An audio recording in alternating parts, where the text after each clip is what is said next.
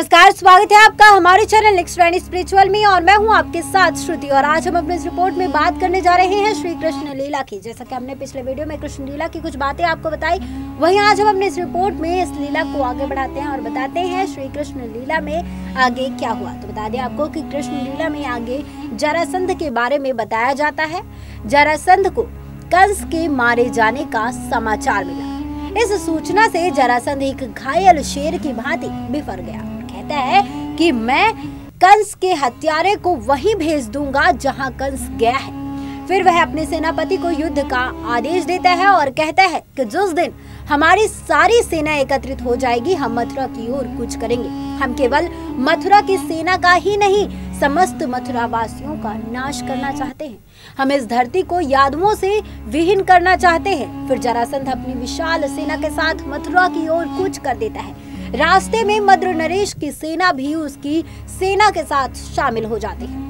उधर राजा शूरसेन कहते हैं कि आज मथुरा पर संकट के बादल छा रहे हैं। दरबार में अक्रूर जी, वसुदेव, श्री कृष्ण और बलराम जी उपस्थित रहते हैं। शूरसेन कहते हैं कि इतने बड़े संकट पर विचार हेतु यह सभा बुलाई गई है, क्योंकि हमारे महाराजा उग्रसेन वृद्ध होने के कारण युद्ध का नेतृत्व करने में अक्षम है, तो हमें ही अब युद्ध का नेतृत्व करना होगा। फिर अक्रूर जी कहते हैं कि जरासंध की सेना हमसे कई गुना विशाल है। तब एक सरदार कहता है कि फिर इसका परिणाम क्या होगा। यह सुनकर श्री कृष्ण कहते हैं कि जो योद्धा पहले से ही परिणाम की सोचकर युद्ध क्षेत्र में जाता है, वह युद्ध में कभी जीत नहीं सकता। इसलिए क्षत्रियों को केवल एक ही धर्म सिखाया जाता है कि जब देश की रक्षा का प्रश्न हो तो वो उसकी रक्षा के लिए रण क्षेत्र में कूद जाए, फिर परिणाम चाहे कुछ भी हो।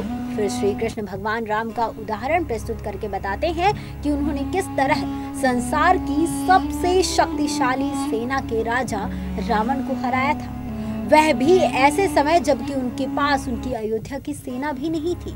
सभी श्री कृष्ण की बात से सहमत हो जाते हैं। फिर एक सरदार इंद्रप्रस्थ से भीष्म पितामह और द्रोणाचार्य से सहायता लेने की बात करते हैं और कहते हैं कि वसुदेव जी की बड़ी बहन भी वहीं रहती है।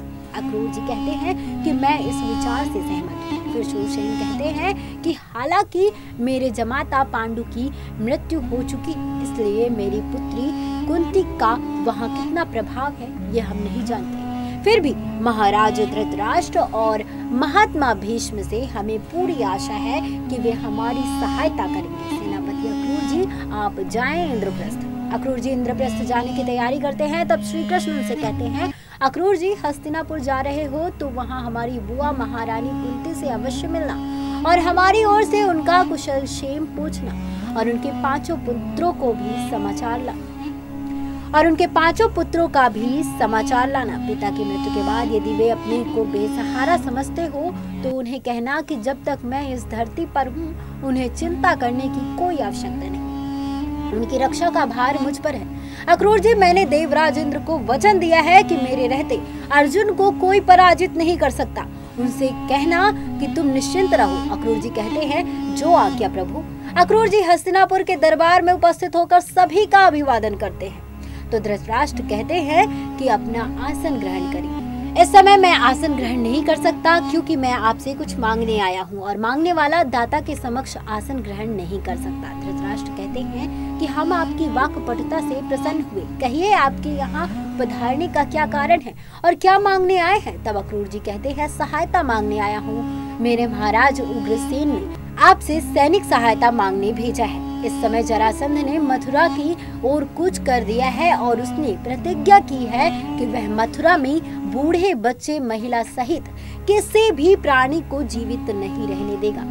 उस पैशाचिक नरसंहार से मथुरा की रक्षा करने के लिए हम उससे अकेले नहीं लड़ सकते हैं महाराज। इसलिए महाराज उग्रसेन ने इस धर्म युद्ध में हमारी सहायता के लिए आपके पास भेजा है, क्योंकि संकट में घिरे पड़ोसी राज्य की रक्षा करना परम धर्म माना जाता है। वैसे राजनीतिक दृष्टि से देखा जाए तो जरासंध से हमारी रक्षा करना भी आपका धर्म है, क्योंकि यदि जरासंध ने मथुरा पर अधिकार कर लिया तो उसके राज्य की सीमाएं आपके राज्य की सीमाओं से लगेगी। इसका अर्थ यह है कि ये एक विशाल शक्ति शत्रु आपके सिर पर चढ़ जाएगा। इस पर धृतराष्ट्र तातश्री से पूछते हैं इस विषय पर अपनी राय रखने के लिए तो वे कहते हैं मेरे विचार से सहायता करनी चाहिए। तब शकुनी कहता है कि महाराज राजनीति तो यह भी कहती है कि शक्तिशाली से मित्रता रखनी चाहिए, अतः इस विषय पर सोच विचार से निर्णय लेना चाहिए। तब धृतराष्ट्र कहते हैं कि शकुनी की बात भी सही है, हमें सोच विचार कर निर्णय लेना चाहिए।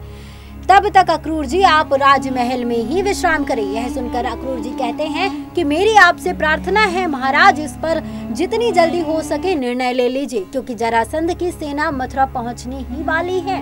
तब धृतराष्ट्र कहते हैं कि हम आपका अनावश्यक समय नष्ट नहीं करेंगे, क्योंकि हम परिस्थिति को भली भांति जानते हैं। बता दें कि शकुनी यह प्रयास करता है कि धृतराष्ट्र मथुरा की सहायता नहीं करे और जरासंध का मथुरा पर आक्रमण हो जाने दे, ताकि पांडवों की सहायता करने वाला कोई नहीं बचे। धृतराष्ट्र को शकुनी की बात समझ में आ जाती है। भीष्म और विदुर के बीच संवाद होता है। विदुर चाहते हैं कि वे मथुरा की सहायता के लिए राजा धृतराष्ट्र को आज्ञा दें, लेकिन भीष्म कहते हैं कि मैं विवश हूँ, क्योंकि मैंने प्रतिज्ञा ली है कि जो भी इस सिंहासन पर बैठेगा मैं उसकी सेवा करूंगा और उसकी आज्ञा का पालन करूंगा। भीष्म कहते हैं कि तुम तो महामंत्री हो, तुम ये काम कर सकते हो। फिर विदुर भी कहते हैं कि मैं उनका छोटा भाई हूँ और दूसरा यह कि मैं एक दासी पुत्र हूँ, इसलिए मेरा वहाँ कोई महत्व नहीं है। और जिस राजनीति को शकुनी जैसे राहु का ग्रहण लगा हो वहाँ प्रकाश कैसे होगा, वहाँ तो अंधकार ही अंधकार होगा। उधर शकुनी धृतराष्ट्र के मन में विष भरने के कार्य करता है। वह कहता है कि जब राजकुमार बड़े हो जाएंगे तो आप किसे युवराज घोषित करेंगे, अपने पुत्र दुर्योधन को या पांडु पुत्रों को? तब सारी यादव शक्ति कुंती पुत्रों के पक्ष में खड़ी हो जाएगी। तब आप क्या करेंगे? इसलिए महाराज मथुरा का नाश होता है तो होने दो, ताकि ना रहेगा बांस और ना बजेगी बांसुरी। इधर फिर अक्रूर जी महात्मा विदुर से मिलते हैं। अक्रूर जी भी बताते हैं कि आपके बारे में तो श्री कृष्ण ने बताया है कि आप धर्म, न्याय और सत्य की मूर्ति हैं।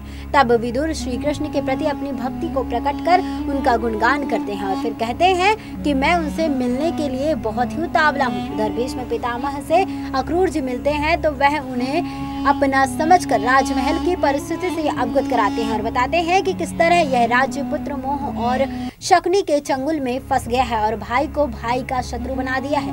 वे कौरव और पांडवों के बीच की शत्रुता को प्रकट करते हैं। फिर भीष्म पितामह कहते हैं कि मैं आपकी समस्या का समाधान करने के बजाय अपने कुल की समस्या को लेकर बैठ गया। तब अक्रूर जी कहते हैं कि मुझे अपने राज्य की समस्या के बारे में कोई चिंता नहीं है तातश्री, क्योंकि मथुरा की रक्षा करने वाला तो स्वयं मथुरा में ही विराजमान है। यह सुनकर तातश्री कहते हैं वो तो मैं भी जानता हूँ, फिर भी आप शाम को महाराज से अवश्य मिलिए। मैं जानता हूँ कि वे आपकी सहायता नहीं करेंगे, क्योंकि आप महारानी कुंती के संबंधी हैं।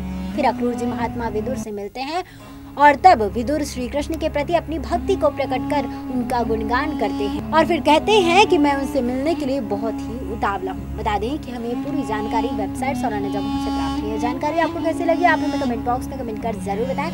आगे क्या हुआ बताएंगे आपको अपने अगले वीडियो में। बता दें आपको कि हमें पूरी जानकारी वेबसाइट्स और अन्य जगहों से प्राप्त हुई है। ये जानकारी आपको कैसी लगी आप हमें कमेंट बॉक्स में कमेंट कर जरूर बताएं और इस वीडियो को ज्यादा से ज्यादा लाइक करें, शेयर करें और इस चैनल को सब्सक्राइब करें और देखते रहिए नेक्स्ट राइनिंग स्पिरिचुअल। जय श्री कृष्ण।